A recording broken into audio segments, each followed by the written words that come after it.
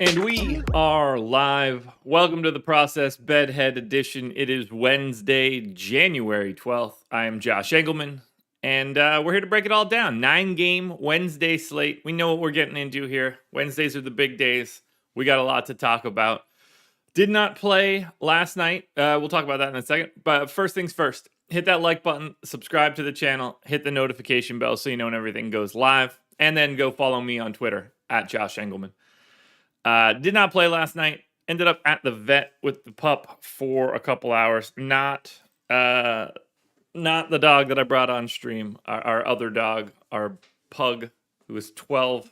Getting a little old, getting a little creaky. Hasn't been feeling good all that much as of late. So had to get some tests done and everything for him. So, you know. I was away from the computer until like 5:15, and by the time I got home, I had no interest in prepping the rest of this slate. And I will not be playing tonight. As I mentioned, no process show or anything for me tomorrow. I am fully off, so I'm going to be away basically from the time the strategy show ends today until Friday morning. Although I likely will play tomorrow night's slate, so keep your eyes peeled to my Twitter for that one. I should have sim updates, but I just won't have any contenders videos or anything tomorrow. Happy hump day to Justin Sports. Good morning to everybody in chat. It's nice to see everybody here. A lot of likes coming in, a lot of coffee cups. We've got a ton to talk about on this 9-gamer. Probably going to take us a good hour and 45 minutes or so, something in that neighborhood. So let's dive into it. Let's dive into it here. You guys know the drill. Rise and grind. First and foremost, that's where we need to be. Second, I got my coffee. Very excited for it, by the way. Got a lot of extra sleep yesterday that was very necessary. So cheers to you guys. Grab whatever you've got. Coffee, tea, beer, water, joints, whatever it is. Salud. Start the day up right. So necessary, guys. So very necessary. Alrighty. Let's get into it now. With everything that we've got to do. And we'll start with talking about Prize Picks, the presenting sponsor of this show. Go to awesemo.com/prizepicks-promo. Get 1 free month of Awesemo Plus Platinum. You can get a deposit bonus on your first deposit. We have a free player props tool for Prize Picks on awesemo.com that will help you make all of your picks. You don't have to worry about sharks or optimizers. This isn't like trying to build a highly projected lineup. You're basically building a parlay card. If you hit 5 in one card, you get up to 10x your entry fee. Doesn't get much better than that. So again, banner at the top of the screen, awesemo.com/prizepicks-promo. Kim, good morning. Jay, good morning. Yeah, he's going to need... I don't know. We just have to wait for the results of the testing and everything like that. This dude gets sick like every 3 months. This one feels a little bit different, but we shall see. Appreciate the kind words. Good morning, CG. Alrighty, we're going to start it off. Boston Celtics, 3-point favorites in Indiana. 210 total. Peyton Pritchard, questionable for COVID protocols. Marcus Smart, doubtful with a thigh contusion. So we're going to get Marcus Smart out of there. And since we're dealing with guys that are fully on or off, I want to know what this Boston team has done in games where Marcus Smart did not play. So let's get a feel for that quickly. And again, I got a lot of questions here. This is pbpstats.com. So we've only had 3 games this season where Marcus Smart did not play. Peyton Pritchard, actually the guy that gets the biggest bump in minutes in that scenario, played 97 minutes in the 3 games that Marcus Smart did not play. If we're assuming that Peyton Pritchard is playing, that actually becomes kind of interesting, because, and this could have other people out too. I don't want to read into it too much, but I don't know how many minutes Pritchard's going to be able to play. He's coming back after missing the previous 4. So something to keep in mind there. And we don't totally know who else was not in anyway. So let's say we want to know more about Marcus Smart off and games where Jaylen Brown and Jason Tatum both played in the game. That should give us a pretty good idea of usage rates and minutes bumps. It's looking like Josh Richardson and Peyton Pritchard are going to see the biggest bump. Schroeder probably firms up into something around 30 minutes. Let's go ahead and figure that out.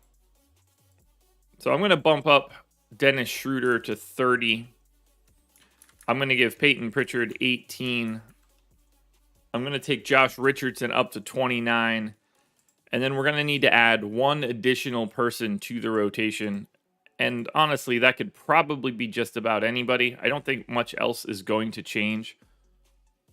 Not for Boston. They're a team that's relatively consistent in the things that they do. Consistent enough. Rarely super confusing. You know, you'd like to see a couple extra minutes out of Grant Williams, but apparently they don't seem to do that. You know, sometimes we've gotten 3 straight games of Enes Freedom. That might just actually be where I go with those 10 minutes. And we just move everyone down the positional spectrum a little bit.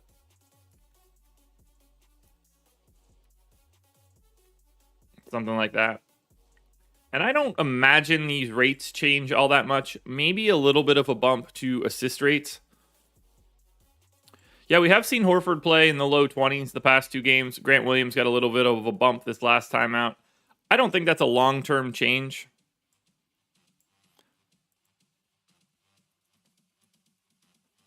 It could be, but, you know, it's only 2 straight. God,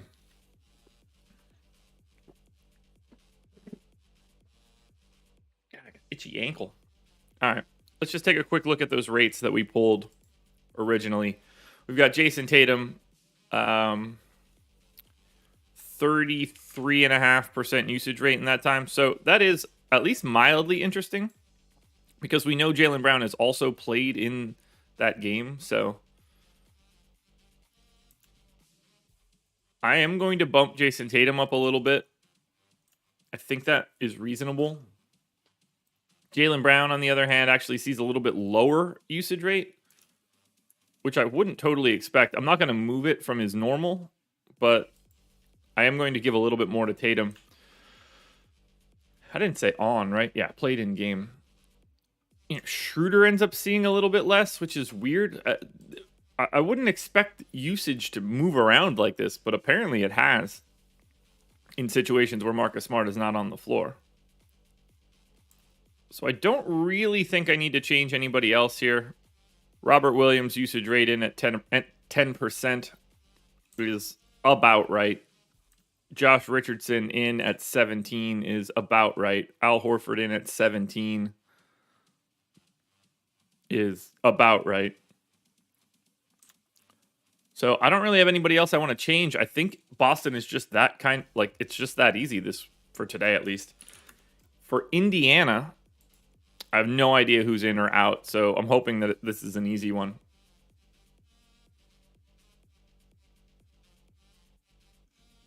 So Indiana. Okay, so this one's impossible. Malcolm Brogdon questionable, LeVert questionable, Duarte questionable. Obviously no McConnell. I mean, there's no real way that we do this right now. So I'm putting the questionable guys in, and we're just going to sort of assume what we're getting. Now, I will be a little bit pessimistic on Malcolm Brogdon's minutes just because it's not just COVID that he's been out with. Like, he's just been properly out for an extended amount of time. So let's try to be aware of that. We're going to go right back into Karis LeVert playing 34 minutes, though. I mean, he was playing a lot more. Turner's minutes are easy. That's just pretty much always 30. And then Sabonis is pretty easy. That's pretty much always 36 or more. We're going to go to 37 here.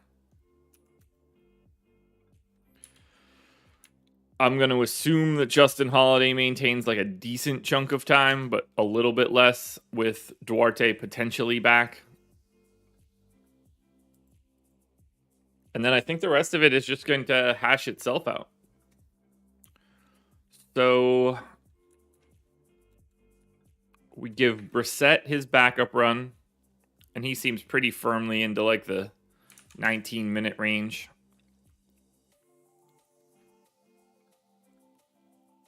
Does Torrey Craig play today? Played 31 minutes. Man, I should have talked myself into me being nervous about Torrey Craig the last time. Sir Dave, it's his Achilles.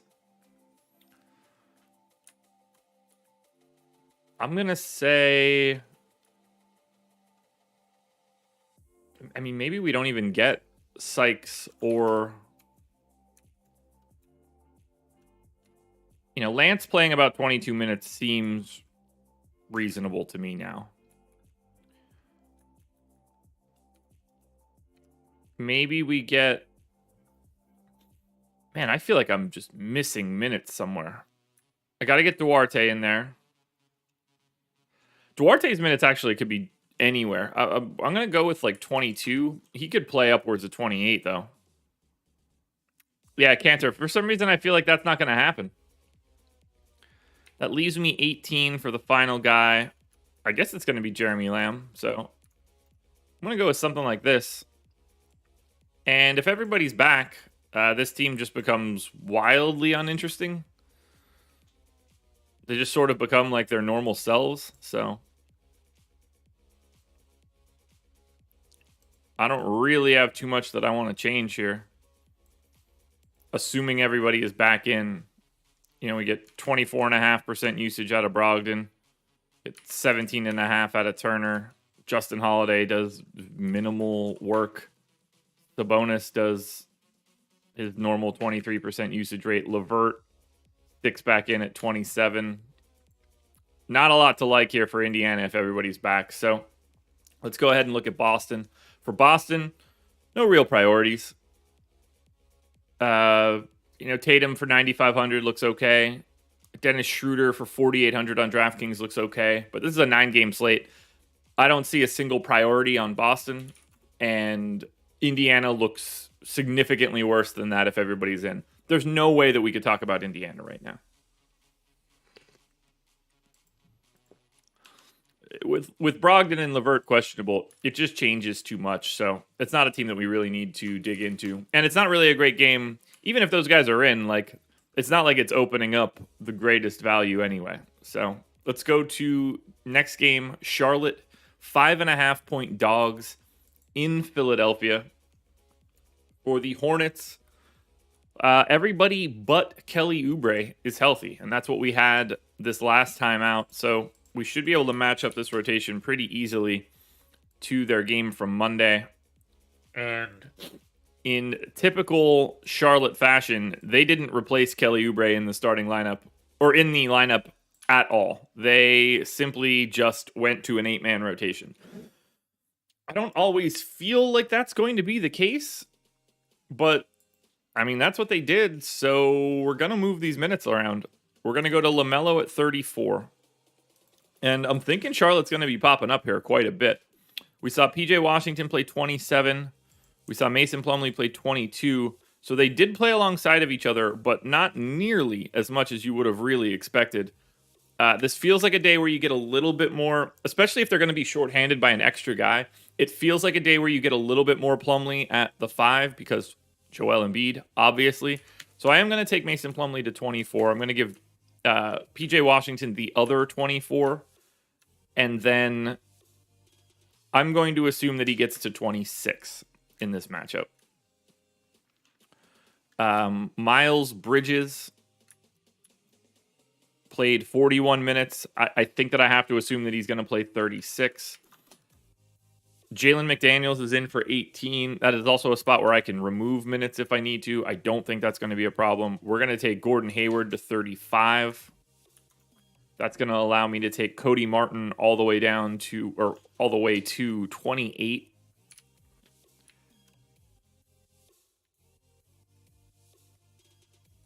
And then we definitely want to get Terry Rozier up to 35. That leaves me 4 minutes left over. Maybe, just maybe, you see a tiny Ish Smith rotation. I don't like it. I just don't. There's no other natural place to give those 4 minutes. Rates are all fine. We already know what the rates look like with Kelly Oubre off. These are the same that we had last time. So Charlotte's good, and they look really good in terms of just having guys you want to be out on the floor. Now, I'm really hoping that Philly doesn't have a bunch of questionable tags here because that's going to be annoying. And well, technically they don't. It's just Seth Curry, oddly enough. Maxey is off of the injury report. So it looks like we're going to get back to normal here, or normal-ish.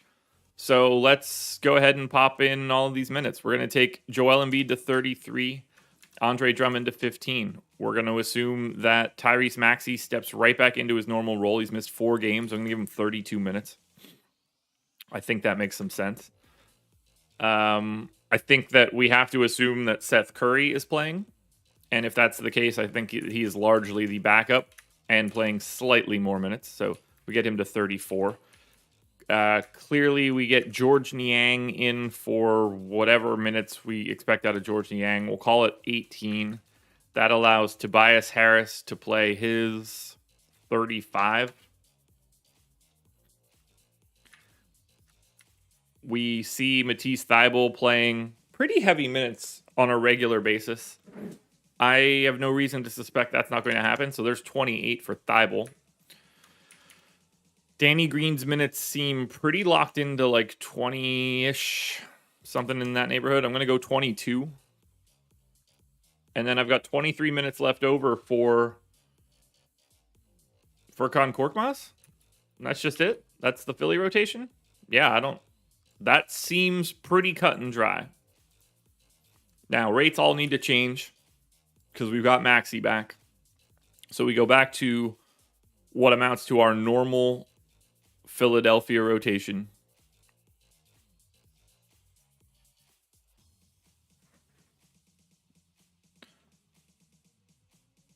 And I don't think that we're going to have that big of a change here. I do want to look at what this team looks like.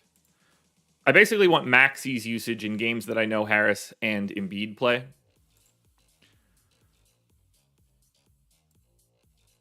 So in games where we do have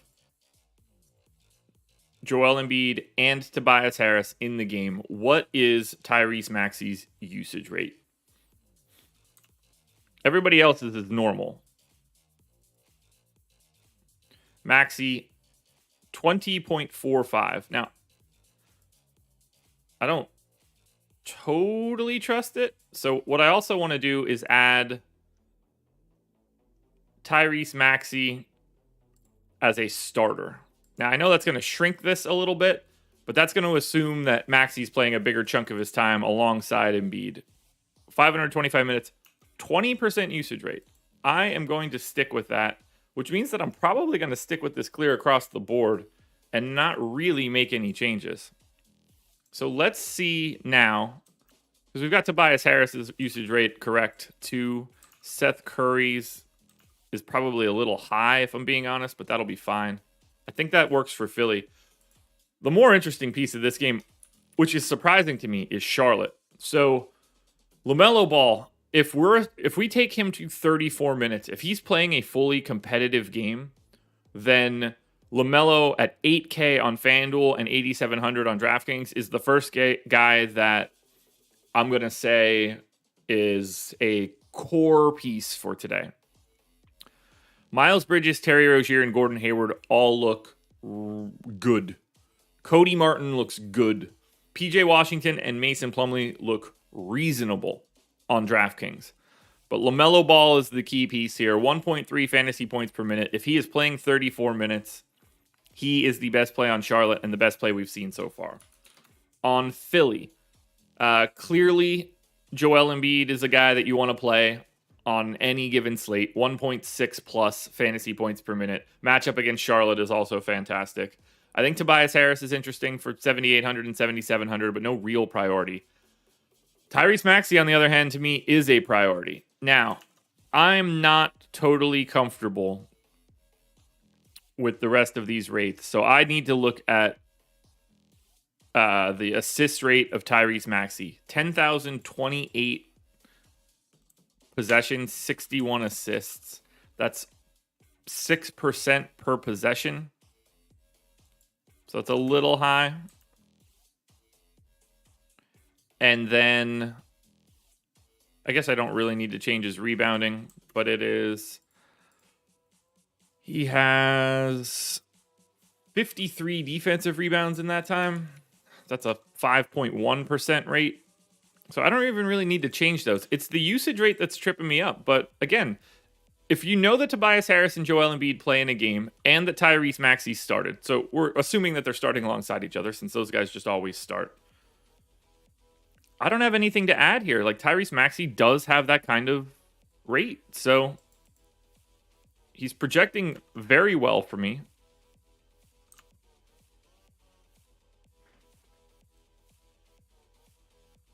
So I don't really want to change anything up here. Tyrese Maxey for 5,400 is incredible. That's a really, really good play against Charlotte.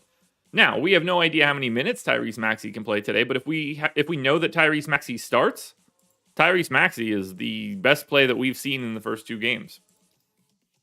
Yeah, I said it. Let's look at it, though. We'll keep the running charts going. See, Wednesdays are easy because I don't have contenders or any, well, I do have contenders, but I don't have an extra piece of content in the morning. So it's easy to like walk through this stuff pretty slowly. So yeah, Maxey is very clearly at the top of my DraftKings table.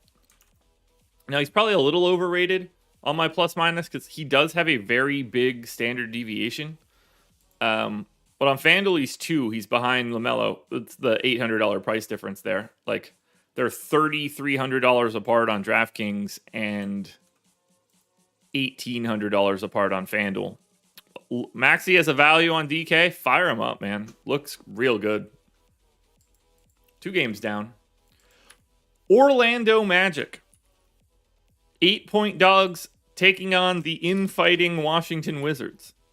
I have no idea who's available for Orlando because that's a team that I try not to maintain any information for. Still no Jalen Suggs, no Isaac, no Fultz, no MCW, no Eton Moore. Robin Lopez is in. Wendell Carter Jr. and Mo Bamba are both questionable. That's always a real fun thing to deal with. These guys have 200 different bodies on the team. So this should be a real treat to try to figure out. All right.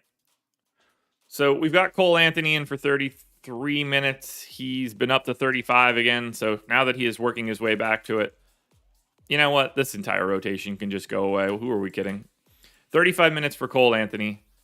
Franz Wagner. Minutes are down as of late now that everybody is slowly but surely coming back. So we're going to go to, I don't know, 29, 30. 30 is probably safest for him. Big fan of his. Gary Harris just kind of plays like 34 minutes a night. You can give him 44 minutes a night and it won't really matter all that much. We're going to say that Mo Bamba is in. He plays about 27 minutes, 28 minutes a night. We get Wendell Carter Jr. out for the past 2 games. Assuming he is in here and coming back and playing 30. So that works. Mo Wagner just doesn't really play all that frequently. I'm guessing we're calling Franz here mostly a 4 now, just to make this team work. Terrence Ross has played 30 minutes in 5 straight, which means that Terrence Ross is playing 30 minutes in this one for us. So that handles everybody. Oh, we still got to get Chuma Okeke back out on this floor. And he's just going to kind of cross a bunch of positions. And I'm going to assume he plays like... Oh, man, I don't know. 24? 22? Does Chuma Okeke play 22 minutes? Does Tim Frazier still back up at point guard? Probably not. Is that mostly RJ Hampton? It's still leaving me a rotation guy. I don't want... So, Anthony, Wagner, Carter, Bamba, Harris, Ross, Okeke, Hampton. That's 8. So, Mo Wagner. I mean, Freddie Gillespie's played the past 4 games. The power forward. I guess we can give Freddie Gillespie that run. Let's give Freddie Gillespie 15 minutes. We'll move this time around. That gets Gary Harris straight. Franz Wagner can move down a bit. There we go. So that's Orlando. And I'm pretty sure I don't have anything to touch for Orlando. Now we still have to factor into this team for Suggs being out. And he's been out for so long that we can just use Wowie quickly. By the way, 107 viewers, 52 likes. We had a good ratio going before. Let's see if we can bump that up now. So now we get Jalen Suggs off. And he's been out for so long, man. That's a bummer for them. All right. In terms of the rest of these guys, that covers me. So Cole Anthony with no Suggs. 28% usage rate. Slightly bigger assist rate. Just a much different / better player otherwise.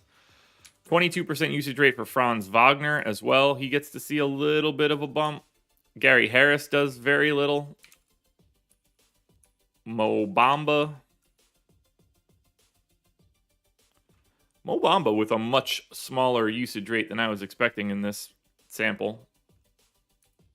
We'll cut him down a little bit. Terrence Ross has played a ton now. Just gets locked into 22 minutes. Wendell Carter. He locks into 19, but has a much higher rebounding rate. Does Bombas go down? It does, significantly. All right, so let's do something like that. That's Orlando. Cole Anthony looking great, but I've rostered a lot of Cole Anthony so far this season. Then we go to Washington, who I assume just looks like they did yesterday. Although, I guess I still have Beal in because I never made any updates, so... Let's go ahead and take Bradley Beal out of there. We don't know if Rui is going to play on the back-to-back. So that is going to be something we learn later today. Thomas Bryant is probable, however. Wow.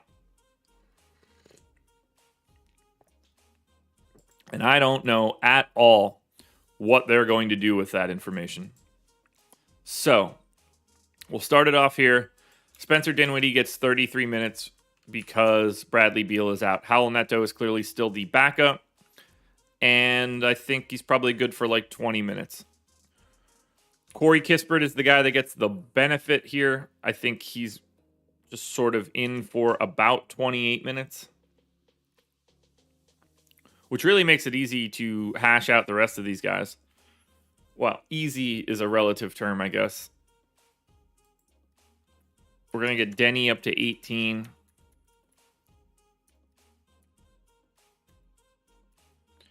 $35 for Kuzma. I went 26-22 Gafford and Montrezl Harrell. They basically went 24-24 yesterday. I don't have a clue what they're going to do. Like, Thomas Bryant is playing today. If Thomas Bryant is active, he is going to be on this floor. Who the hell knows who gets those minutes? That's the real problem here. I don't know how to give Thomas Bryant time unless they're going to do a 3-man center rotation that all plays like 16 minutes a game. Let's do this. We're going to go 12, 18, and 18 at center today. Harrell, Gafford, and Thomas Bryant. I'm going to leave Rui in for right now. I don't know if he's going to play on the back-to-back. If he doesn't, we just bump up Davis Bertans a little bit. We could make those minutes go just about anywhere, and that'll be easy. Denny could take on a couple extras. But what we do know that we need to do is change up these rates for Bradley Beal being off the floor. So in games that Bradley Beal did not play this season, and we're at 7 o'clock. Guys, remember when 7 o'clock used to just be the time where we would get to 100 likes? When did that go by the wayside? Because apparently it has. All right. They've played 7 games without Bradley Beal so far this season. That's a pretty big sample for Spencer Dinwiddie. That's 487 possessions. He's got a 27.5% usage rate. He's a completely different play. Just full stop, wildly different. Kuzma goes up to 25% usage rate. Does anybody else take a big bump? Like Montrezl Harrell doesn't, which is interesting. And he's played enough. KCP, oddly enough, hasn't played that much without him.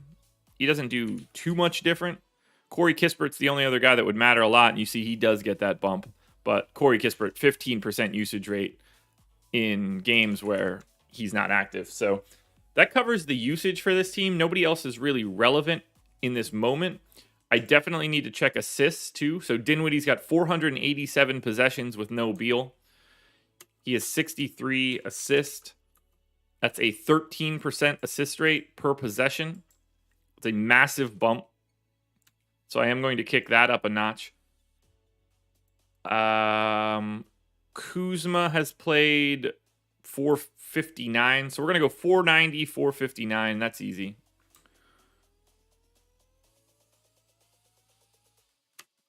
Kuzma with 16 assists. So that's not all that good. But we do want to get Kuzma's rebounding numbers.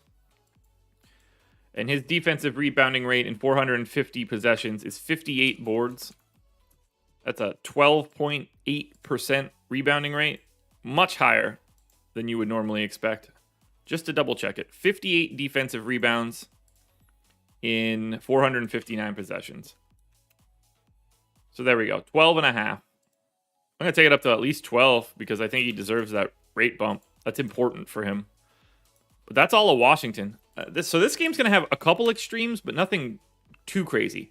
Cole Anthony, amazing play. 7,400 on FanDuel, 7,400 on DraftKings. High-end play, top 10 type play today. Mo Bamba, 5,800 on FanDuel, 5,800 on DraftKings, I think is worth a look. I mean, this is a guy that's normally a 1.1 fantasy point per minute guy. And I have discounted his rebounding rates. So if Mo Bamba is going to play 28 minutes, I have some interest in Mo Bamba. But Cole Anthony's the star here. On the Wizards, though, Spencer Dinwiddie needs to be in basically every single thing you do on DraftKings at 6K. I mean, we're talking about a completely different player. I've got him in for 1.34 DraftKings points per minute. He is, I assume, Spencer Dinwiddie on DraftKings at 6K is the number one play for today. Kyle Kuzma is still worth it, though. I know 8K seems like a lot, but with no Beal out there, I think that's worth it. I don't really think anything else is all that interesting. Like, if you want to go to KCP, he's 5,100. That's a tough sell. 3,500 for Kispert. There are worse value options, but I think that's viable. But Spencer Dinwiddie is the unquestioned top piece here. There is no way around it, and you're going to see him soar to the top of the DraftKings chart and to the top of the FanDuel chart, if we're being honest. Like, he's still really, really, really good on FanDuel at 7,100. He's that much better on DraftKings. I've got him projected, like, he's projected for 44 fantasy points. His odds of hitting his boom, or his target score, so 5x plus 10, is 40 fantasy points. His median projection is 4 points higher than just what you want. If he just has a completely average day to where I have him projected, you probably need Spencer Dinwiddie. Anything above that, he's a guarantee for what you need. So make sure you're playing your Spencer Dinwiddie tonight. That is as good of a chalk. That is as good of chalk as you're going to find. Then we go to Miami. The Miami Heat are 3.5-point underdogs in Atlanta. 223 total. I have no idea who's healthy for the Heat. All right, so no Jimmy Butler, no Bam, no Oladipo, no Markieff Morris. Kyle Guy is on his second 10-day. Gabe Vincent is in, but not with the team. Dedmon is questionable. Haslam is back. All right, this should be super interesting. So is Miami just what they've been?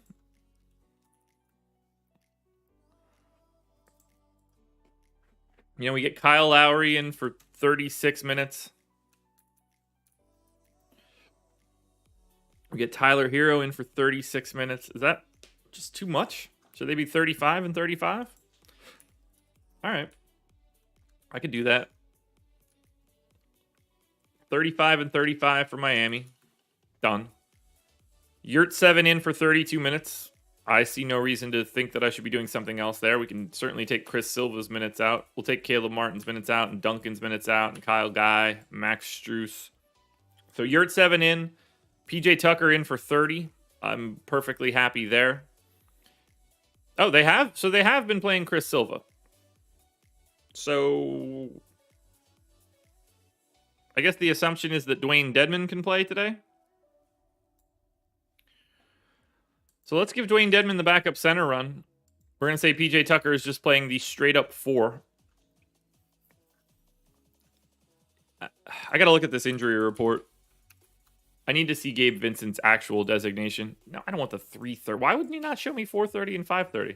What are we talking about here? All right, Miami Heat. All right, so Gabe Vincent is with the team. Or Gabe Vincent is not on the injury report. Is he with the team? Will be available to play.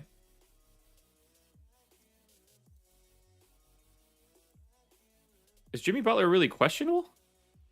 No, Jimmy Butler is out as of right now. Okay. Good to know. So then, back to Miami.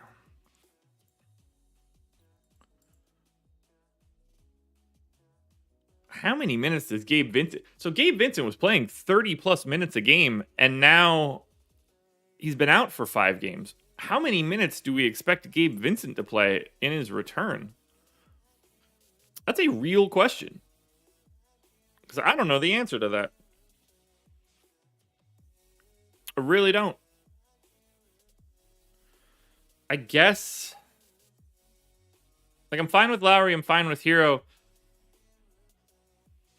Does Gabe Vincent just get like a rotation or not like a rotation, but like a backup rotation? Is it that easy? Because we're going to give Duncan Robinson, I don't know, 28 minutes. And I think that we're going to give Caleb Martin We got to give Max Strus a decent chunk of time because he's been playing a lot lately. I mean, maybe we get 24 out of Strus. And, 28 out of Caleb Martin. That leaves me 12 for Gabe Vincent. Like, that doesn't seem correct. That doesn't seem correct at all. I feel like somebody else is going to leave this rotation. So when Gabe Vincent was playing, Butler was out. Caleb Martin was out as well. So was PJ Tucker. Yeah, maybe we get like 24 and 16. Gabe Vincent just like gets his legs back underneath him. I don't think it matters because I think we're only really playing like Yurt 7, Hero, and potentially Kyle Lowry. We definitely need to change rates here. So we want to look at Miami when we have no Jimmy Butler and no Bam Adebayo. It's got to be a decent chunk of games now. Yeah, it really is. So Kyle Lowry, 21.7% usage rate when those guys are out. Tyler Hero is at 31.6. That's always good to see. Duncan Robinson is at 19. That's very interesting to see. PJ Tucker, 15% usage rate when those guys don't play. That's wild. Yurt 7, I would have thought he played more possessions at this point, but it's still a lot. 19.5. So that's everybody in. We definitely want to look at some assist rates too. So I'm going to have to take a snapshot of those possessions.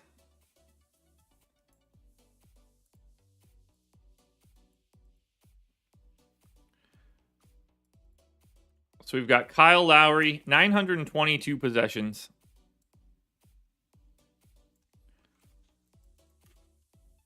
Well, why did I go to rebounds first? Like I care. That's what I want. Assists. 133 assists in 922 possessions. 14.4% assists per possession rate. Monster jump here for Kyle Lowry. That'll work. I definitely want to see Tyler Hero's rate here as well. 42 in 679 is just over a 6% assist rate. So that's where he normally is. All right, nobody else is going to take an assist rate bump. We will get a rebounding bump, I would imagine, just because I don't think Lowry's rebounds will change all that much, but I'd like to see PJ Tucker's. So that's 70 in 700 minutes. I didn't need to type that in. That's clearly 10%. PJ Tucker's wow. So PJ Tucker normally rebounds, has a 6% rebound per possession rate. When there's no Butler and Bam this season, it's 10%. It's a big time change for PJ Tucker.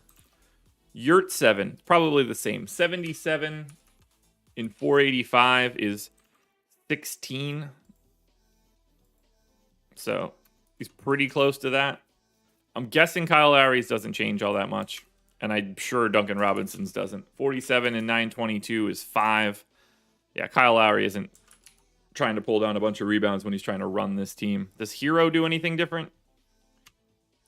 40 in 679 is 5.9. I feel like I already did that. All right, so that's Miami. Now let's go to Atlanta, who I assume is complicated because this team has had a million dudes out and yanked around all over the place. Yeah, I mean, I assume Maxey and Dinwiddie both look better than Lowry, but we'll see. They should. I mean, Dinwiddie is going to look better than every single person on this slate. All right, Atlanta. So, potentially getting DeAndre Hunter back. All right, so Atlanta is just going to be a tire fire today.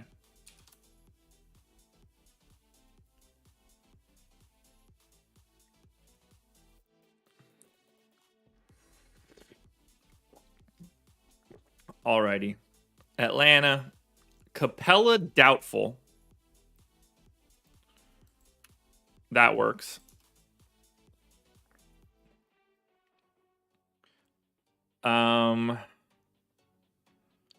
Reddish questionable, DeAndre Hunter questionable. None of that is fun. So the last time that we saw Clint Capella miss was Sunday. Okongwu played 38 minutes, which is amazing.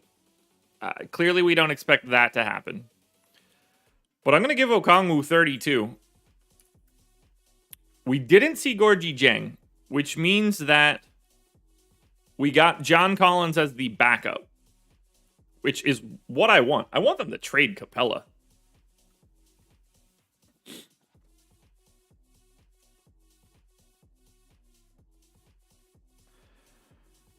Well, Maxi's a different play on FanDuel than he is on DraftKings. $7,200 Levine on FanDuel is different. So we're going to give John Collins 34 minutes.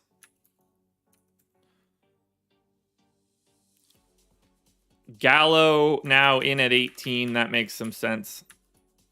We got Trae Young in for 35. That makes sense. DeLon Wright, backup point guard. Sure. I'm taking TLC out, Herter out, Bogdanovich and Reddish out now. Because now we have to figure out who gets these 108 minutes. What? I have like a loose hair somewhere. That's why I wear a hat, guys. All right, let's try to figure this out. So I am going to assume if DeAndre Hunter is questionable that he is playing today. And if he does, we're going to say that DeAndre Hunter plays 16 minutes. And at that point, then I'm going to also give Cam Reddish.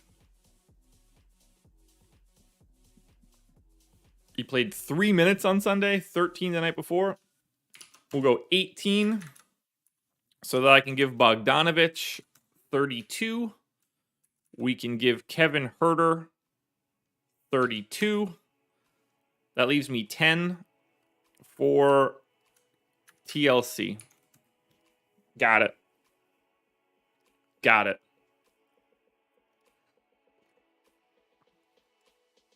So now let's make these rate changes for no Capella, which is really important for someone like John Collins.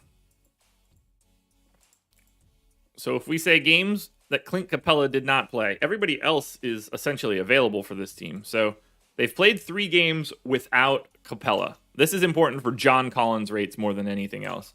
Collins gets a 22% usage rate. He's only played 1 of those games with Trae Young, which I do think is interesting. So let's take Capella off the floor and Gorgie Dieng off the floor.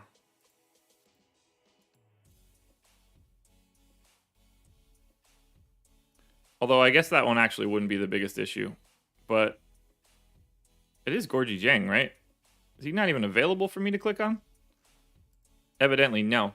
All right, so... Oh, he's already in the list. Got it. Oh, no. Yeah, that makes sense. So, Gorgie Dieng there, Capella as well, off. In games that Trae Young played...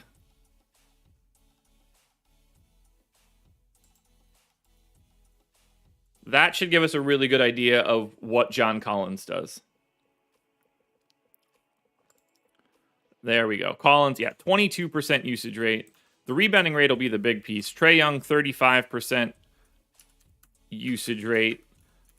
Okongwu just sort of does Okongwu stuff. I'm sure Kevin Herter just does Kevin Herter stuff. Yeah, 14.5. Whoa, he does way less than I would have expected. Yeah, let's make him 15 then. And then Bogdanovich. There's just not a lot of shots to go around for this team right now. Lock him into 20. Yeah, I should have checked under Gorgeous Dong. That's my mistake. All right, John Collins, 717 possessions.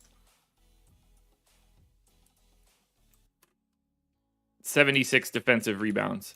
That's a 10.6% rebound per possession rate.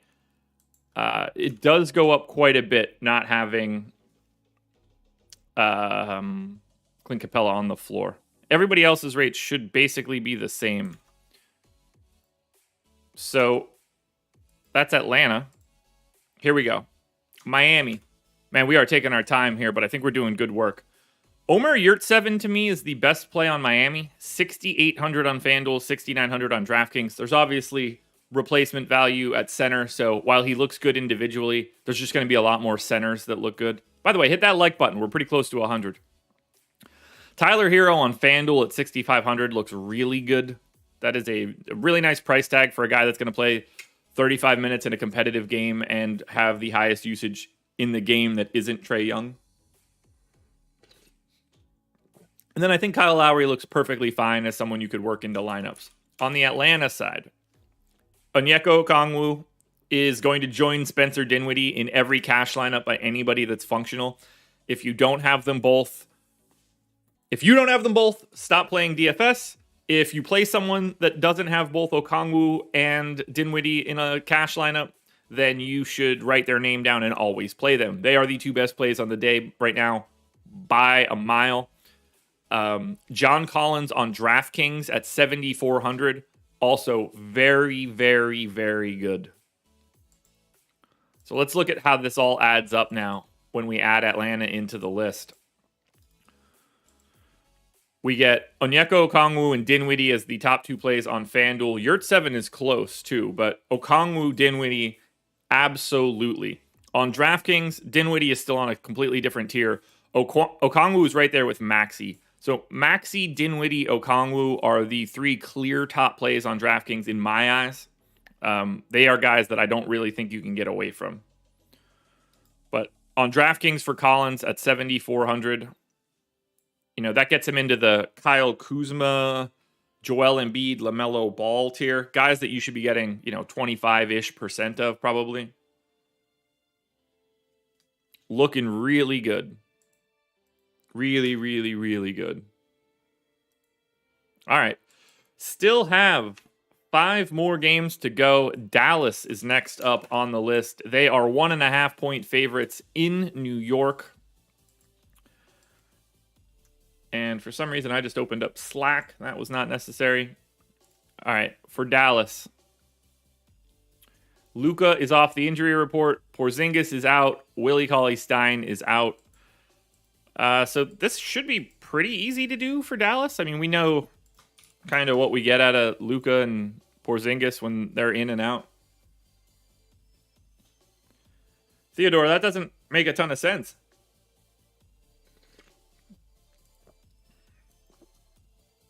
All right, there we go. Dallas. Luka back, which means Jalen Brunson's minutes go back down to like 32.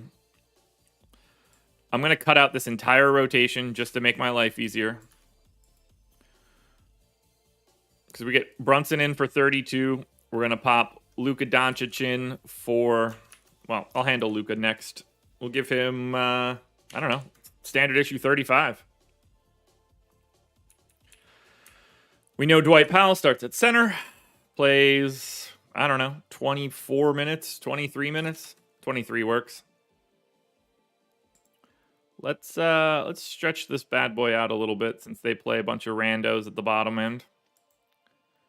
And we don't need to look at Luka's minutes anymore. Let's get Dorian Finney-Smith in for his 33.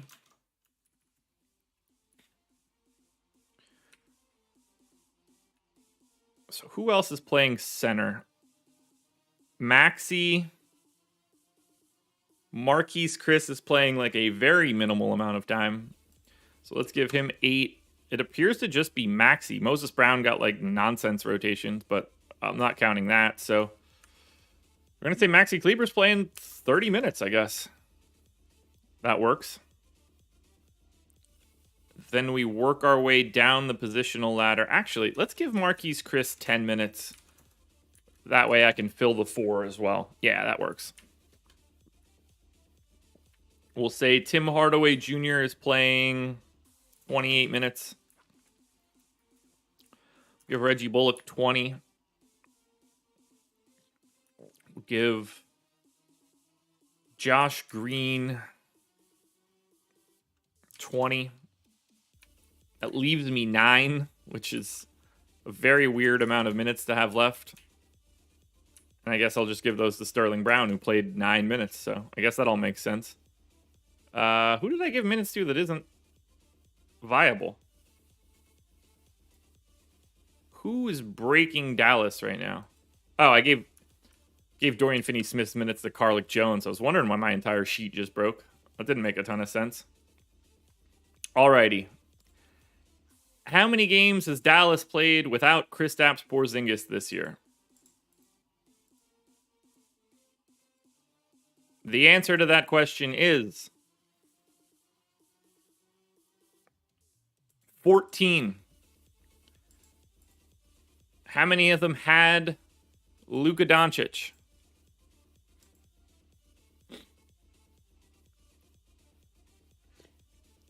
10. All right, perfect. Luka, 36.5% usage rate in games that he started without Kristaps Porzingis, which, spoiler alert, is normal, like the same as it usually is. Jalen Brunson has a 23% usage rate in those times. That works. Tim Hardaway, 21.5. Maxi's, I think, is actually interesting. He's played 210 minutes with Luka in the game, Porzingis out, 14.7% usage rate.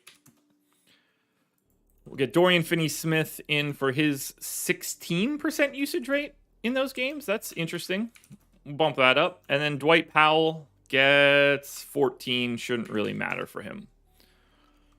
I don't think any assist rates should really change or rebounding rates because it's not like Kristaps Porzingis is some giant rebounding guy. Kidding, obviously. But yeah, I think that's probably good for Dallas, who doesn't really look good at all. No surprise. This game's got a 207 total. It's the lowest on the slate by miles and miles and miles and miles. So we're going to go ahead and not pay attention to it. Go to the New York Knicks now. For the Knicks, this is another team where anything could be happening for who's in or out. Let's try to figure that out now.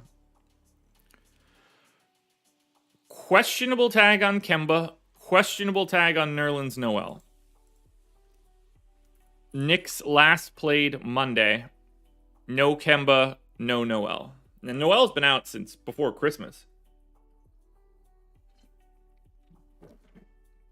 Matthew, it's okay to look at that for centers in a way, but don't get married to those kind of stats.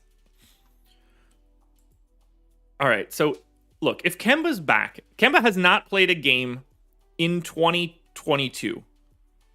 I don't think it's possible for him to just jump back into 30-something minutes.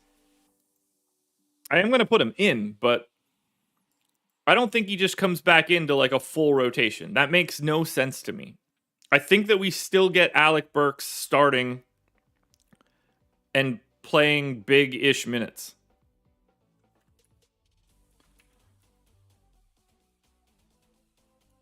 I'm giving Kemba Walker 22 minutes. And I'm going to give Emmanuel Quickley 22 minutes. And I think that Alec Burks is still playing 34. You know what? Let's make it 32. For now. We give Mitchell Robinson 28. So they actually went... Oh, Jericho Sims played a little bit too. Yeah, that's where it is. All right, so we're going to go 28-20 for Mitchell Robinson and Taj. If it's Noel, it's whatever. 3 more likes to 100. 170 people in here. Hit that thumbs up. Let's get over that hump. The good part about the Knicks is that it's so easy to project their 4 and 5. It's just cool. 36 minutes for Randall, 12 for Toppin, 48 minutes split between the 3 guys at center in some way. We're going to go ahead and give RJ Barrett the minutes that he deserves now, which I believe is 32. That leaves me 36 minutes for Evan Fournier and probably Quentin Grimes. We're going to put Fournier in there for, 26 and 10 for Grimes. I don't necessarily know what's going to happen for this game. It's really difficult with no Kemba and with the fact that they can play just musical chairs with Quickly, Fournier, Burks, Barrett, Grimes. But this is what I think happens if Kemba is back. He can't play 30 minutes. I just don't see how that could happen. Knicks rates to me could have all stayed the same, but let's kill that for now. And we'll just look at what the Knicks have been like in games without Derrick Rose.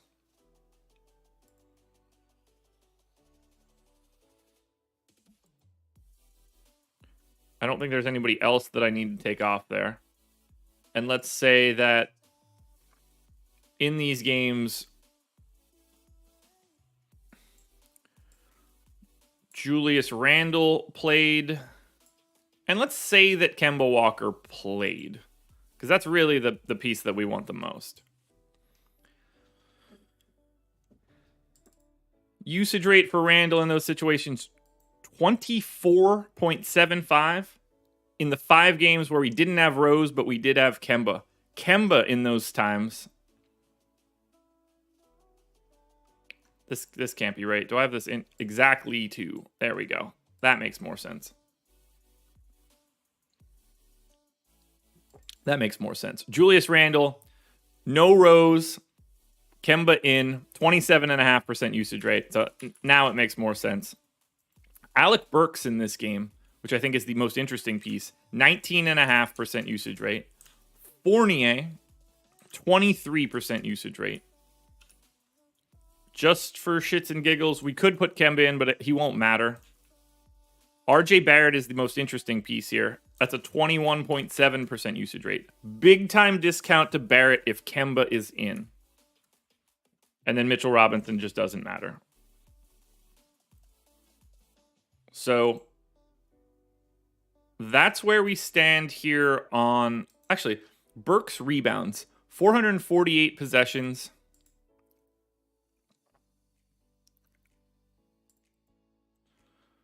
38 rebounds.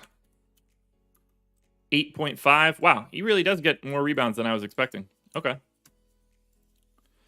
Well, that's the Knicks. I hope this game just looks like it's terrible because it feels terrible. So for Dallas, clearly you can play Luka. Not all that amazing. Kind of just looks like Trae Young today. Jalen Brunson looks okay for $5,800 on FanDuel. He's $1,900 more expensive on DraftKings. Dior Danny, I used 2 of them. The one that you just saw is PBP stats. Otherwise, it'll be Add More Funds is NBA Wowie. I just use them for different things. It depends on who's on or who's off. For the Knicks, no real priorities here. Clearly, you can play Julius Randle on FanDuel or DraftKings. And we got to 100 likes, so thank you guys for that.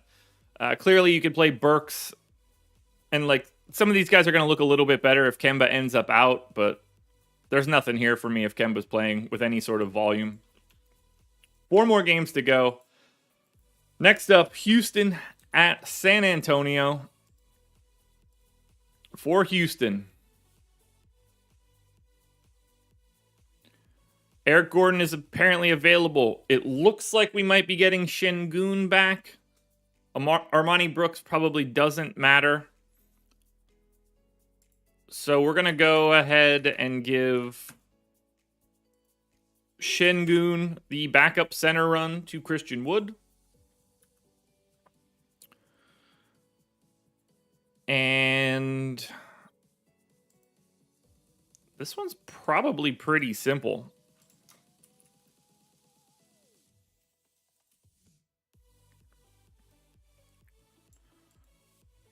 Because that doesn't really change much. We get Kevin Porter in for 32 minutes. Maybe we make that 31. Josh Christopher back up. Jalen Green in for 32. I think that looks fine. Garrison Matthews probably plays a little bit less than I would really expect. Jayshawn Tate. Do we split Tate and Kenyon Martin? Yeah, more or less. Tate actually playing a little bit less as of late. Give Martin that extra minute. We got to get Eric Gordon in for something like 28, I guess. Maybe 20 to Matthews, 16 to Nwaba. I mean, that's Houston, and I mean, based on what I'm expecting here, this isn't going to be all that interesting. So, I mean, I guess Kevin Porter... the problem is San Antonio plays fast, so Porter and Wood and Jalen Green are all going to look pretty good here. How many games has Houston played where all three of Wood... Actually, let's do 4. Let's do Wood, Eric Gordon, Kevin Porter, and Jalen Green. Have they played a lot of games with all 3 of them on the floor? Or all 4 of them available to play? Yeah, they've played 17 games. Okay, so then these usage rates are going to be important. Christian Wood, 23% usage rate when all 4 guys have played in the game. Kevin Porter, 24% usage rate. Jalen Green, 23.25%. And then Eric Gordon, 18. Not what I expected. Everybody else can just hash out the rest of their stuff. I guess I need to lock in Şengün for 22.5. So that's Houston.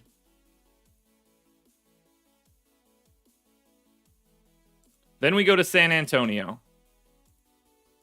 Spurs are 5-point favorites here. No Derek White, no Keldon Johnson, no Doug McDermott, no Devin Vassell, no Trey Jones, no Zach Collins.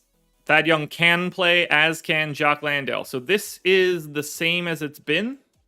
We're not missing an extra guy, right? White, Johnson, McDermott, all out.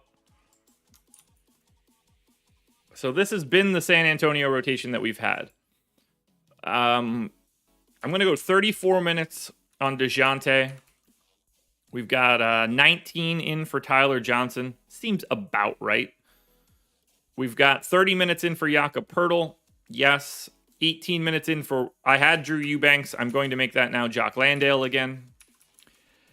Cada only played 25 this last time out. They were a little flatter. I'm going to knock him down to 28 now. I think that makes a little bit more sense. You know what? It's probably 30. So let's take out everybody else then.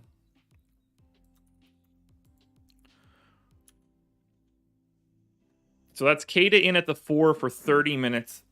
Other person playing the 4.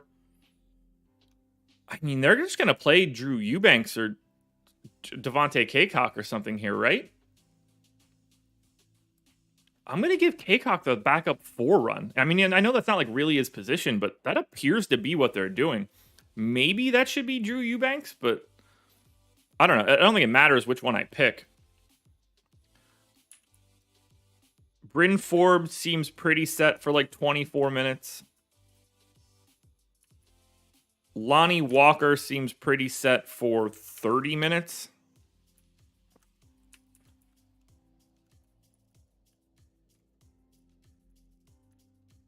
I'm going to give Josh Primo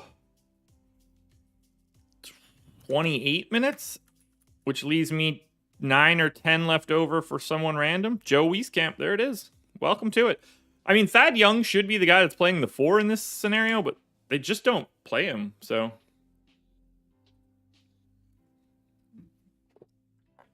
I guess that's going to have to work. So that's San Antonio. Now, I have changed these rates, but I do want to grab them from PBP stats. Just to make things... Just to get a second look at this. So we know that we have no Doug McDermott, no Derek White. The Derek White piece to me is more important. Let's just say no Derek White, no Keldon Johnson. I think that's probably all you really need to know. in games where Keldon Johnson and Derek White didn't play. They've only played 3 games like that this season. How is that possible? It's just these last 3. Okay. Well, that will give us a decent cross-section on the guys that matter most. DeJounte in 216 possessions with those 2 guys not playing in the game. 31% usage rate. We're going to gut everything here for this team and really try to figure it out because I think San Antonio is the most important option here. What I should do is do Derek White and Keldon Johnson off and then add in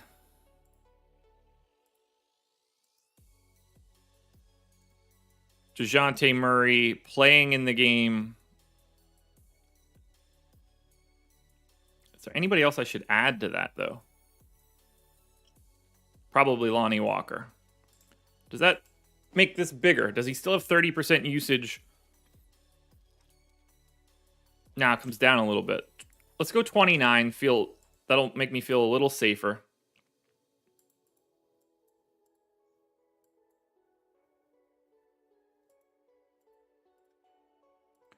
But let's see who else has been getting that big usage bump. Lonnie Walker, 31.5% usage rate in the 80 minutes he's played in these 3 games without White and Keldon Johnson. I don't want to go that aggressive, so I'm going to lock him in for 29 as well. And I think the rest of the usage rates should just hash themselves out after that, because those are both really big bumps. And they don't really have anybody else. Like Bryn Forbes goes up into the 20s. I will lock that in. Everybody else is probably the same. Now, we do want to know what this does to assist rates, at least a little bit. But this smaller sample, I think, is probably mildly problematic. DeJounte Murray has 26 assists in 216 possessions. That's a 12% assist rate per possession. So he does get the bump. I don't really feel like I need to change anything else. Maybe Jakob Poeltl's rebounding. He's played 177 possessions. That's a 16% rebounding rate then. That can't be right. Oh, it's 12. I looked at total rebounds. So 6.8. Yeah, that makes way more sense. Are we just getting more from Murray? 18 in 26 or 216? No, we're getting less from Murray. All right. I think that is mostly what we want here. I do want to take one last look at the games where DeJounte Murray and Lonnie Walker played in the game. Get that bigger sample. I want to see what Lonnie Walker's usage rate did too.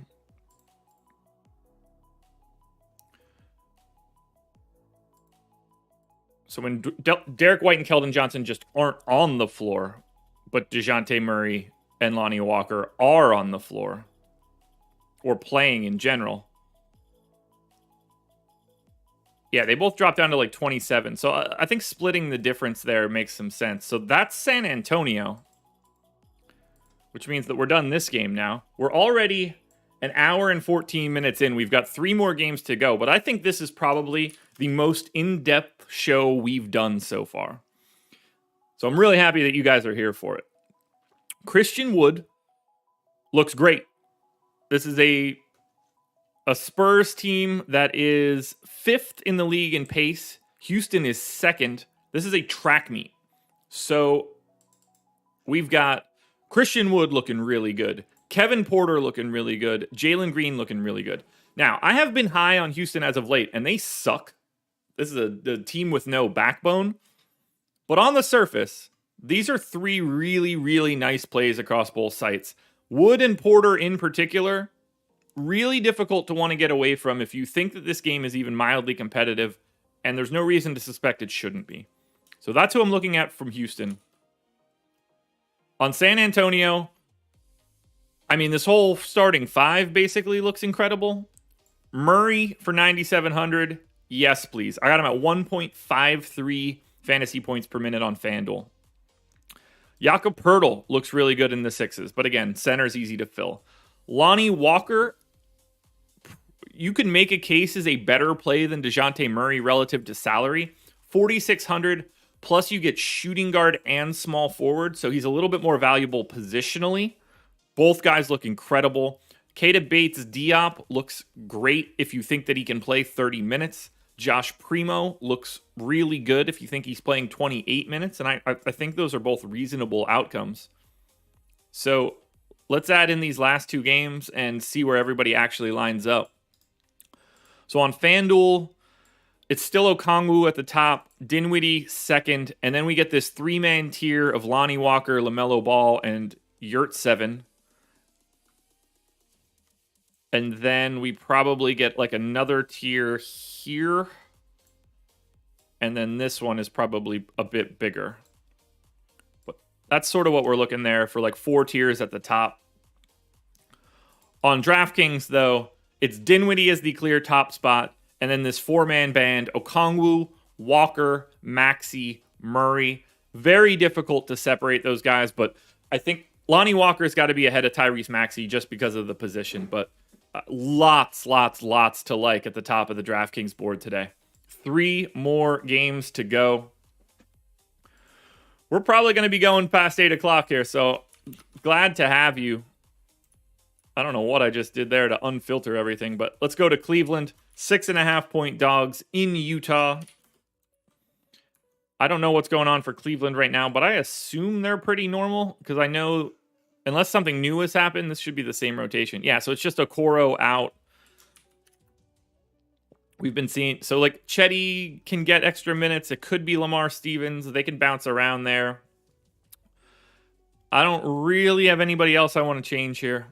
And Cleveland's rates are already updated for this particular rotation. So I have nothing to change for Cleveland. And it's a matchup against Utah, which isn't all that appealing. When we go to Utah... We have still no Rudy Gobert, no Rudy Gay, no Jared Butler, Azubuike, Fitz, or Hughes. Joe Ingles is questionable. Probably doesn't matter all that much. You know, there are plenty of guys that we can yank minutes around on, and it won't really affect them.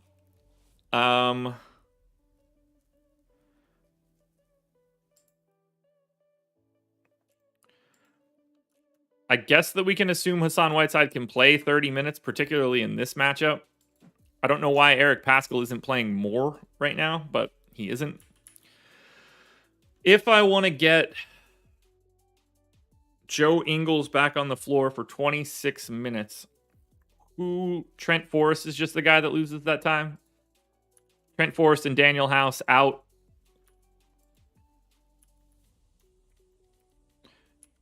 And then we do something like this. This is going to be 34. That gets me Ingles at 25 or at 35. Yeah, perfect. And this is not a team where I need to change any rates right now. Ooh, or is it? Let's just take a peek at Utah and see what it really matters here. How many games have they played without Rudy Gobert this year? It's not a lot, right? What are we talking, like 3, 4? Where you at, Rudy? Oh, already there. Already did this. Rudy has not played 4 games. So if we say Rudy Gobert off and Conley, Boyan, Clarkson, Ingles, Donovan Mitchell, at least 4 of those guys played.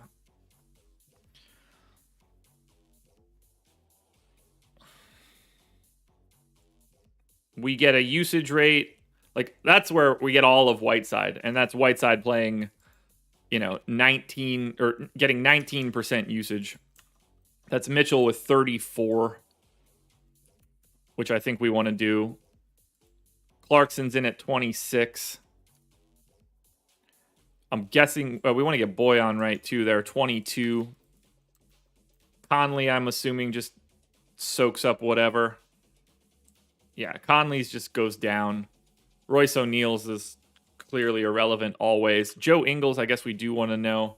10% usage rate for Joe Ingles in this scenario. So I'm happy with what we've got here. Rebounding really shouldn't change. Like Whiteside and Gobert aren't all that dissimilar. So I think these rates work for Utah. So that means Cleveland and Utah is done. That one we got through pretty quickly. Cleveland. No priorities. Mobley, Garland, Allen. Those are the guys that you want to play if you're playing anybody. But I don't really like anything from Cleveland. On Utah, Donovan Mitchell looks great on FanDuel. 8,500. That is just not a non-correct price tag. Hassan Whiteside still looks good. 7K on FanDuel, 6,200 on DraftKings. There's going to be a lot of center value out there, though, today. O'Neal and Bogdanovich are both fine. But you can see quickly, if we just add in this game, no one's really jumping to the top. We do get Donovan Mitchell joining this, like, glopped up tier, looking similar to Wood and Hero and Keita Bates Diop. But there's nothing really here for Cleveland and Utah. Brooklyn on the road against Chicago, which means we get the three-man band back together again. For Brooklyn, this last time out we got Kyrie, but no Harden. I assume we've got everybody here, right? Brooklyn's just normal. Q tag on James Harden. Q tag on Nick Claxton. Q tag on Kyrie. No Aldridge. Yeah, I'm going to treat this like everybody's in. No other way to do this for today. So that's going to be one, not simple. But we will get to look at something interesting. So, if we come in and give James Harden his normal run, 36 minutes here for Harden. In the game where all three guys played, we still got 35 minutes out of Patty Mills. I'm going to say that he plays 30. And that's where we start losing dudes here. I don't know why I went to Houston. I guess because I thought of James Harden.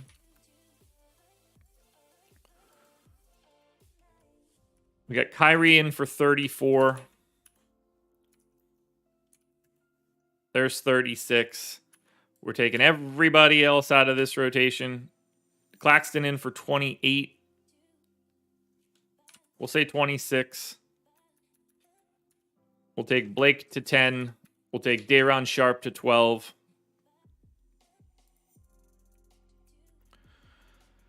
We got Kevin Durant in for 36. I guess I got to change that to 38 since he's Kevin Durant. Oh, we also got Kyrie playing 39 minutes. So everybody's in for 36. Yay. 36 for Kyrie, 36 for Harden. Since they're a little duplicative and Durant isn't. Cam Thomas seems to be the guy that continues to get this run. I don't know if that's going to be the case when everybody is in. But I'm going to continue to give Cam Thomas 22 minutes. I'm assuming David Duke starts and plays like a very insignificant amount of minutes. So that's 16. And I'm going to go 14 to Bembry. I don't know who else is going to get them. That seems fine. But here's what we need to do. And we're going to have to look at last year as well. But this is where PvP stats comes into play. If we look at Brooklyn and we say, we want all the games where Durant played, Harden played, and Kyrie Irving played. Now, this is not a big sample. We know this. It's one game this year. We got to add in last year just to get the idea of what they do. This gives us the sample we're looking for. Because now we get 15 games. And this is where things just get crazy. So, Kevin Durant, in these games, has a 30.3% usage rate. He doesn't appear to lose anything. James Harden, usage rate in the 15 games that all three guys have been on the floor, Harden has a 21.5% usage rate. Craziness. It's true craziness how much Harden gives back. Now, wait till you see the assist rate then. Kyrie Irving, 25.5% usage rate without those guys. Now, I do need to grab every other rate. Nobody else will be functionally relevant for this team because of the amount of usage that comes out here. So what we need to do is check assist rates. So that's going to be 58 assists in 1,155 possessions for Kyrie. That's a 5% assist rate. I don't want to go all the way there, but we'll go to 6. Harden has played 1083 from a possession standpoint, 154 assists in 1,083 possessions. That's a 14.2% assist per possession ratio. So we bump him up significantly. Durant, I don't believe, is going to change all that much. 61 and 1143 is 5 and change. Probably comes down a notch. Yeah. So we lock those in. These teams are just really difficult to talk about. On the rebounding side, James Harden, 93 defensive rebounds in 1,083 possessions. That's an 8.6% rate. Stays the same. The only guy we really want to look at here is Durant, 109 in 1143, 9.5. I think that covers us from a rates perspective. It's going to be hard to really trust Nick Claxton's usage rate, but he's played 129 minutes with those 3 guys in the game, 14.7% usage rate. I don't have anything else I want to change here for Brooklyn. They just don't look good because of this. As we go to Chicago,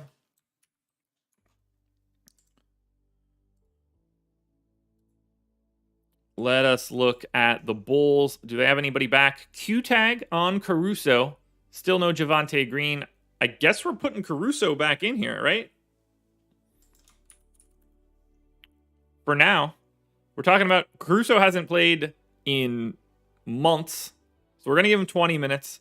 I think Troy Brown is going to be the guy that loses this time. They could also knock down Tony Bradley's minutes a little bit. But if I do Chicago and I go, let's go 21 minutes to Caruso. We'll go 11 and 24. And there we go. That gives me Derek Jones Jr. in for 23. That all feels pretty balanced and safe. I do need to cut Kobe White's minutes. That feels necessary at this point.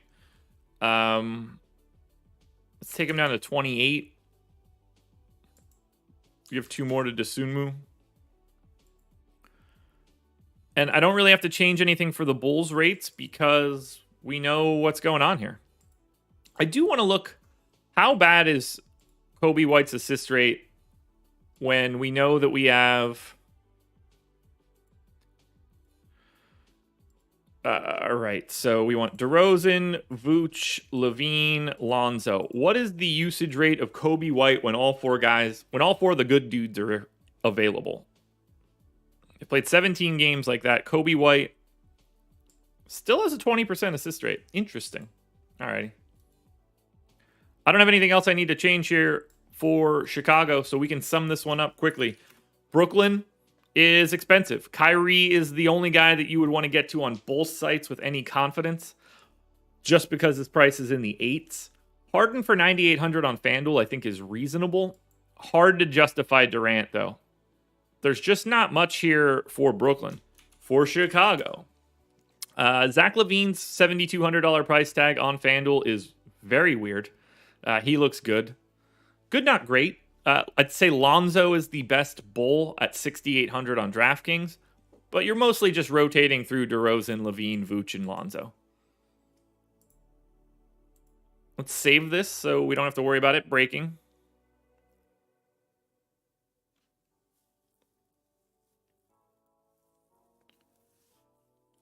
Not too much here that I'm really worried about for Chicago.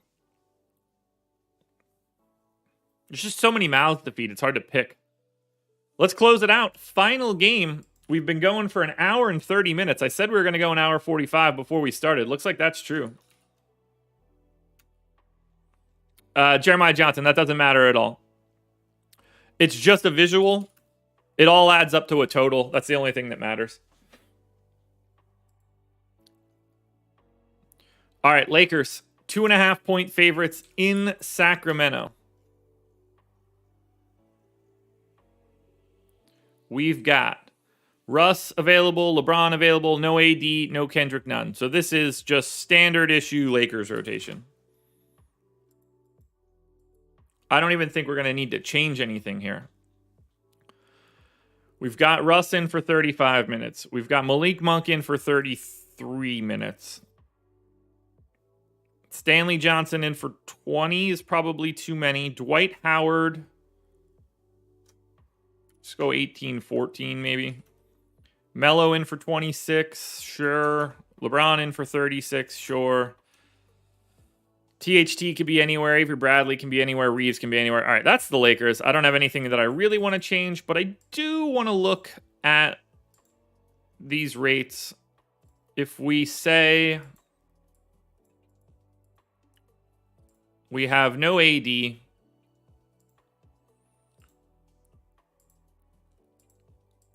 and LeBron and Russ play, what are the usage rates just for LeBron and Russ? LeBron, 14 games now with no AD, with LeBron and Russ in. LeBron has a 32.7% usage rate. Russ, 28. So he doesn't really do much different. We are going to want to grab assist rates and rebounding rates just for those two, because those are the only two guys that you generally play for this Lakers team.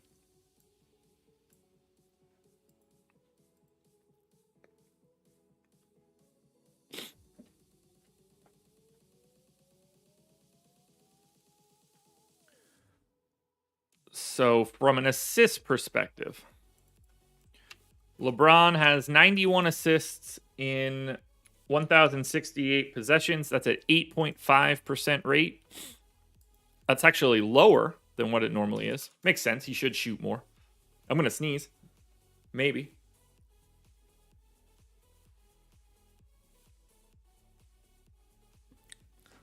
That'll wake me up. Russ, 105 assists in 1017. That's a 10.3% rate. That's actually down as well. So we're slowly but surely knocking LeBron and Russ back. Rebounding, though, that could open stuff up.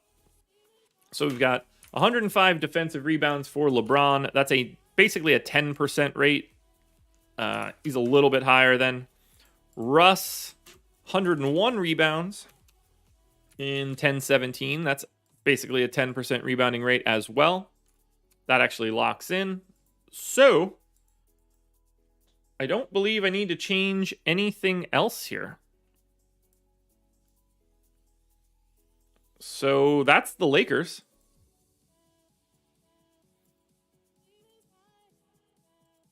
One last time, Sacramento Kings. No Rashawn Holmes, no Damian Jones. This should be pretty simple to handle. So we get, because they've been running the same sort of rotations now. We got 24 minutes here for Alex Len. Tristan Thompson didn't play on Monday. They went to Quetta, which I don't totally know how to say that dude's name. Oh yeah, Tristan Thompson got ruled out. So let's give Alex Len 24 minutes. I'm going to assume that Tristan Thompson plays like 14. And that they're willing to play a little bit more of like Metu at the 5. Bagley just appears to play like 22 minutes. Harrison Barnes in for 32. If it's competitive, yes. Halliburton for 34, yes. Fox for, let's go 34.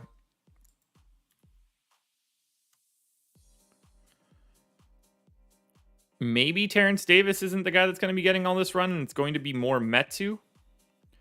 If I wanted to get Metu up to 20 minutes, Terrence Davis down to 10. I think that's probably the rotation I'm looking at most. And I'm pretty sure I've got Sacramento's rates in here already, and nothing is all that interesting. Because you really need one of the guards off to really make a difference. Holmes being out doesn't really change anything. So I'm pretty comfortable with Sacramento here. If we look at the Kings, well, we'll look at the Lakers first. It's LeBron, it's Russ, and it's Malik Monk. Russ for 8,400 on FanDuel actually looks really, really good today. LeBron looks solid. I think Malik Monk for 5,500 also looks pretty good on FanDuel. But Russ is an actual like high-end play on FanDuel today. On Sacramento, De'Aaron Fox for 7,500, which I recommend every single game. Halliburton for 7K on DraftKings, exceptional.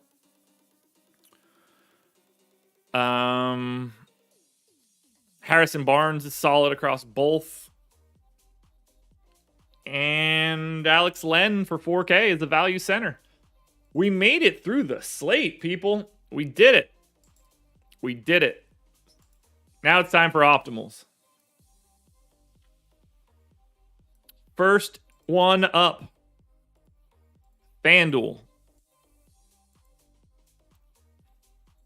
I don't really have a good feeling for what's going to be here. We know what the extreme value is, but I don't know what it's going to look like as we work our way down. FanDuel optimal. And if you haven't hit the like button yet, please do so now. Alrighty. LaMelo Ball, Spencer Dinwiddie, Cole Anthony, Tyler Hero, Lonnie Walker, Kada, LeBron, Christian Wood, Onyeka Okongwu. That all makes perfect sense to me. 0.4 of a point higher than the next closest lineup, which swaps out Keita Bates-Diop for Harrison Barnes. And it can't just be that. Those guys are $1,100 separated from each other. Who am I missing? Oh, LeBron. Okay, so it's LeBron and Keita Bates-Diop for DeJounte and Barnes. I like the second lineup more, actually. Power rankings on FanDuel.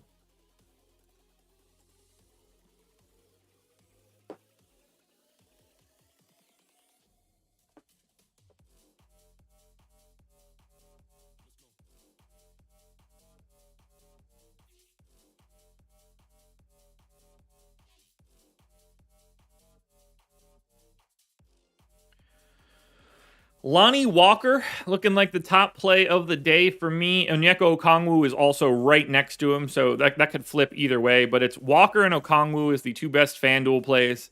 And then we get into a tier of Christian Wood, Keita Bates-Diop, LaMelo Ball, Russell Westbrook, Tyler Hero, Josh Primo. That's everybody 20% or higher.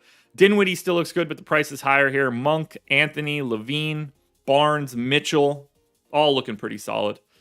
But Lonnie Walker is the best play today on FanDuel at just 4,800. Then we move it on over to DK.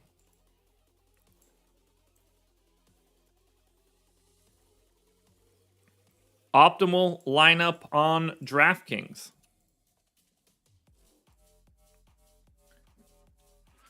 Wow, that's a lot of Spurs. Spencer Dinwiddie, Donovan Mitchell, Keita Bates-Diop, Onyeka Okongwu, Jakob Poeltl, DeJounte Murray, Lonnie Walker, and Hassan Whiteside. Raise your hand if you thought there were going to be 4 Spurs with Whiteside still making it at 6,200. Didn't expect that one, but I mean, the lineup makes a ton of sense. You can drop down 0.2 of a point if you want. Turn Mitchell into Cole Anthony. You turn Poeltl into Christian Wood. Well, these aren't one-to-ones, but it's Mitchell, Poeltl, Whiteside for Anthony, Wood, and Fox. All looking fine there. Power rankings on DraftKings to start the day. Looking like Onyeka Okongwu and Lonnie Walker are very firmly the 2 top plays on DraftKings, with Spencer Dinwiddie knocking on the door. Oh, Dinwiddie caught him, actually. Yeah, that's a 3-horse race. Onyeka Okongwu, Lonnie Walker, Spencer Dinwiddie, they are your 3 best plays on DraftKings, bar none, not close for me. And then everybody else is sort of just packed together. Diop, Fox, Murray, Kuzma, Maxey, Anthony, Jalen Green. That's everybody above 15%. But Dinwiddie, Walker, Okongwu, 3 at this moment right now, cash game locks on DraftKings. And finally, Yahoo. No, I don't want a private window. That's not going to help. That's just going to log me out. All right, we get Yahoo, and then we are done. And remember, No process show tomorrow, everybody. I am fully off, taking the day, so I won't be here in the morning. Apologies. Yahoo Optimal by 0.8 of a point. Spencer Dinwiddie, Donovan Mitchell, DeJounte Murray, Lonnie Walker, John Collins, Keita Bates-Diop, Omer Yurtseven, and Hassan Whiteside. All looks normal to me. Power rankings on Yahoo before we get out of here. We have... Where are we stabilizing? Okay, nothing too great. Lonnie Walker is separating from the pack. He's only $14, so that shouldn't be all that surprising. Lonnie Walker, very clearly the top play on Yahoo. Dinwiddie, a close second. Okongwu, Yurtseven, Whiteside, John Collins, Mitchell, Murray. Evan Mobley looking pretty good on Yahoo. I like it. I like it. That's where we stand, everybody. We made it. 1 hour and 40 minutes in. Another process show in the books. Look at this hair. Look at this bedhead. Just sticking up all over the place. We're free. We're free on this one. Thank you guys for being here for this one. It was a fun time. I knew we were going to have a lot to dig into. We've got another, I think it's a 9-game slate on Friday as well. So we're going to be doing another deep cut looking into all of these teams. Contenders videos will be here shortly. Strategy show with Adam from 10 to 11. And then I am outie until Friday morning. So good luck tonight, everybody, guys. Thank you for being here. If you haven't hit the like button yet, please do so as soon as you can. It helps me out a ton. Enjoy your Wednesday. Good luck. Enjoy your Thursday. Good luck. Keep your eyes peeled to my Twitter at Josh Engleman tomorrow night, where I will be playing the slate. I just won't be doing the content. So thanks, everybody. We're out of here. This is The Process.